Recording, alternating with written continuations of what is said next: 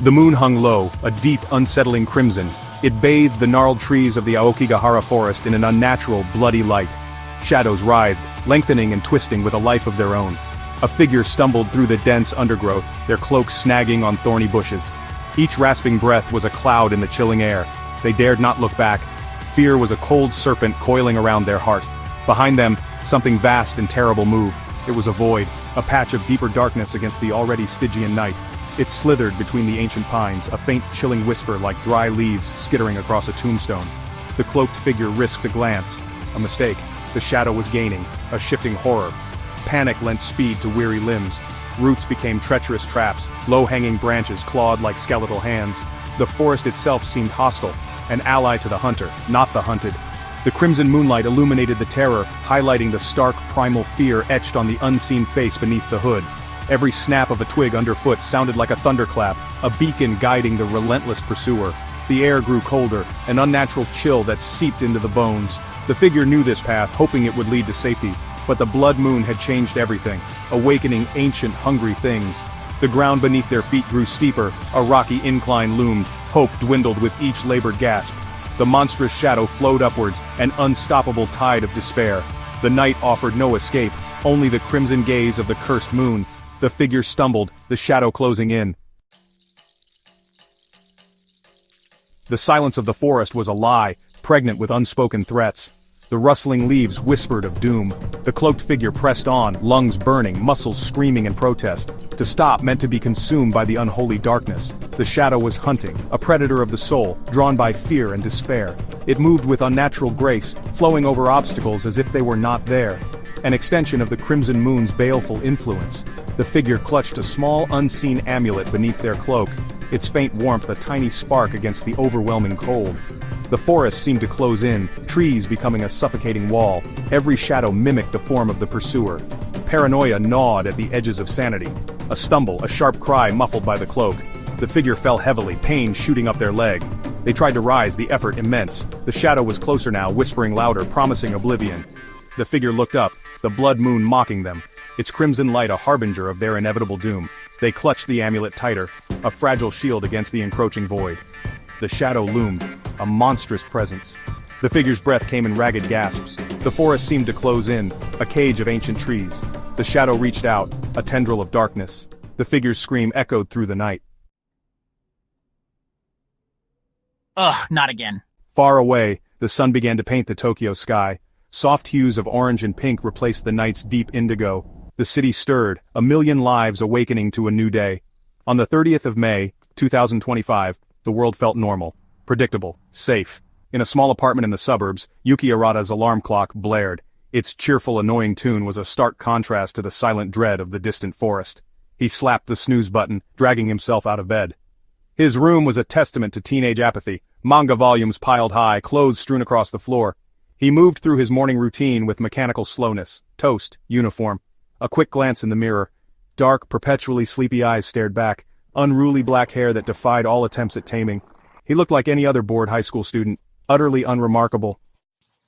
The train journey to school was a familiar crush of bodies, faces buried in smartphones, the rhythmic clatter of the wheels on the tracks.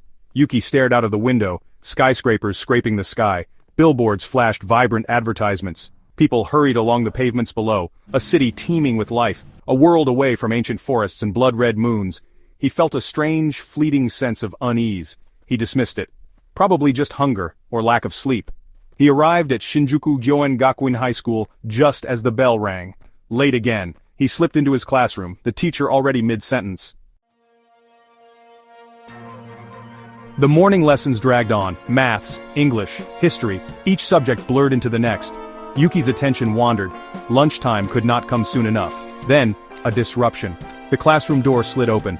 The headmaster entered, followed by a girl Yuki had never seen before, a new student. Whispers rippled through the classroom. She stood at the front of the class, poised and silent. Her uniform was immaculate, her long black hair glossy. Her eyes were the most striking feature, a deep, piercing violet. They seemed to hold an ancient wisdom, a profound sadness. She was beautiful, but it was a cold, distant beauty. This is Kana Shirasu. She will be joining your class from today. Please make her feel welcome. It is a pleasure to meet you all. Kana Shirasu bowed gracefully, her voice soft and melodious. The teacher directed her to an empty seat near the window, 2 rows in front of Yuki. As she passed, their eyes met. Yuki felt a jolt, as if a spark of static electricity had passed between them. The rest of the day felt different. The air in the classroom was charged. All eyes were drawn to Kana. She sat perfectly still, listening intently to the lessons. During the lunch break, she sat alone, reading a small, leather-bound book. Yuki found himself watching her, intrigued, and a little unsettled. There was an aura about Kana Shirasu, an aura of mystery and perhaps of danger. The final bell chimed. A collective sigh of relief swept through the classroom. Students scrambled to pack their bags, eager to escape. Yuki lingered, still thinking about Kana Shirasu. He saw her leaving the classroom alone as usual. On impulse, he followed her. She stopped, turning slowly, her violet eyes fixed on him. Her voice was even, devoid of surprise, as if she had been expecting him. Is there something you need? No, not really. I wondered if you needed help finding your way around or anything. A faint smile touched her lips, but it did not reach her eyes. Thank you, Arata-san, but I am quite capable of navigating. You seem different from the other students. Different? In what way? I don't know, just a feeling. Feelings can be deceptive, Arata-san, but sometimes they are echoes of truths we are not yet ready to face. She paused, her eyes flickering towards the sky. The moon will be full tonight, a special moon. Then she turned and walked away, leaving Yuki standing alone. Her words echoed in his mind. Special moon? Truths not ready to face? A sense of foreboding settled over him. Heavy, ominous. He knew deep down, this was no ordinary transfer student. Yuki found Kana on the school rooftop, the city sprawling beneath them. The sun was beginning its descent, painting the sky in fiery oranges and reds. Kana stood near the railing, staring out at the urban expanse. I knew you would come, Arata-san. What did you mean earlier? About the moon? About truths? Tonight is the night of the Crimson Eclipse. Crimson eclipse? What's that? Some kind of astronomical event? It is far more than that, Arata-san. It is a night when the veil between worlds thins, when ancient powers stir, when shadows walk the earth. Creatures of darkness. They are drawn by the Crimson Eclipse. They seek to devour the light, to plunge our world into eternal night. This sounds like something from a fantasy manga. There is a prophecy, Arata-san, an ancient prophecy. It speaks of this night. It speaks of a war between light and shadow, and it speaks of those chosen to fight. She looked directly at Yuki, her gaze unwavering. The prophecy speaks of you, Yuki Arata. The world seemed to tilt on its axis. Yuki felt a shiver trace its way down his spine. This was not normal. This was not the kind of conversation one had on a school rooftop, but Kana's serious violet eyes told him it was all too real. And he was a part of it. Before Yuki could process Kana's astounding words, the air grew cold. Abruptly, unnaturally. The vibrant colors of the sunset seemed to dim. A shadow detached itself from the corner of a nearby water tower. It was not a normal shadow. It was three-dimensional, a churning mass of blackness. It coalesced, taking on a vaguely humanoid form, but it was too tall, too thin. Its limbs ended in razor-sharp claws. 2 points of malevolent red light glowed where its eyes should have been. It was the stuff of nightmares. Kana whispered, her calm demeanor vanished, replaced by a steely resolve. She moved with surprising speed, pushing Yuki behind her. Stay back, Arata-san. This is not something you can handle. The creature let out a guttural hiss, a sound that seemed to scrape against Yuki's sanity. It lunged, faster than anything human.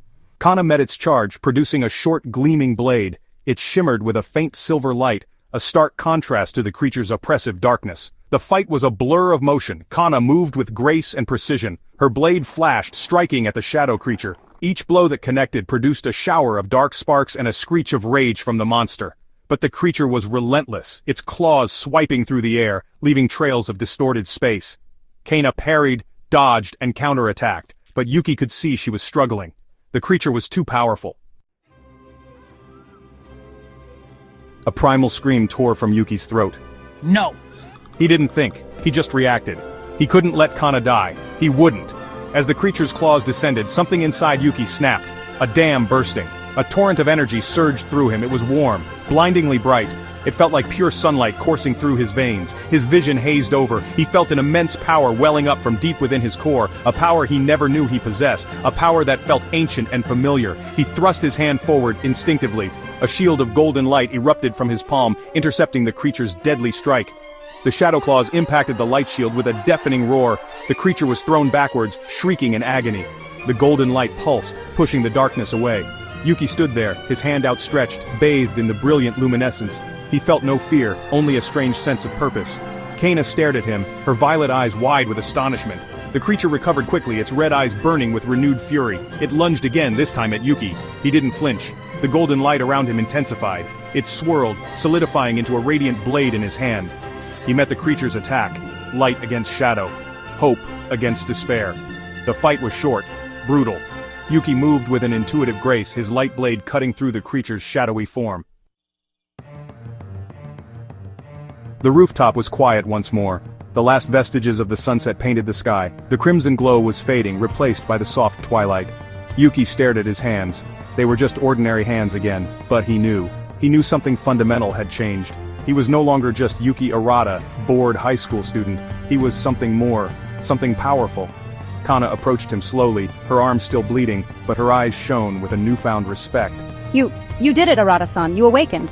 She tore a strip of fabric from her uniform, bandaging her arm. The prophecy was true. The light within you, it's incredible. What was that thing? A shadow walker, a minion of the dark. They are the vanguard of the forces that will be unleashed by the Crimson Eclipse. This was just the beginning, Yuki. She used his first name. It sounded different now, more significant. The prophecy speaks of a great war, a conflict that has been waged for centuries, between the protectors of light and the harbingers of shadow. The Crimson Eclipse is a catalyst. It empowers the darkness, but it also awakens those destined to fight it. She looked at him, her meaning clear. Yuki looked out at the sprawling city. Millions of lights twinkled to life as night fell. Millions of unsuspecting people. They had no idea of the danger that lurked, of the war that was coming. His ordinary life was over, shattered, replaced by a new terrifying reality, but also a reality filled with purpose. He was no longer bored. He was chosen. So what now? Now, Yuki Arata, we prepare for war. The Crimson Eclipse is upon us, and the world needs its heroes. The path ahead was uncertain, dangerous, but he would not walk it alone. Together they would face the coming darkness.